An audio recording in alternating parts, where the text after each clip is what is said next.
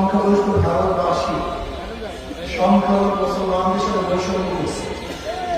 মুসলমানরা আবারও চিন্তা করছে যে মুসলমানদের জন্য আলাদা ভূখণ্ড না হয় তাহলে আমরা শান্তি পাবো না, মুক্তি পাবো। এর জন্য আমরা 47-এ ধর্মের ভিত্তিতে পাকিস্তান নামে রাষ্ট্র বলেছিলাম। পূর্ব পাকিস্তানের মানুষের সাথে বৈষম্য করছে, বৈষম্য দূর করতে পারেনি।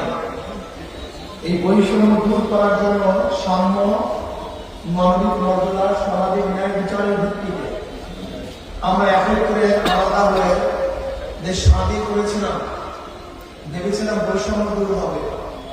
কিন্তু 71 থেকে 2024 আজ পর্যন্ত যারা শাসন করছে বৈষম্য দূর করতে পারে নাই, শান্তি প্রস্তুত করতে পারে নাই, মানবিক মর্যাদা প্রদান করতে পারে। এই কারণ আমাদের খোঁজ করে বের করতে হবে।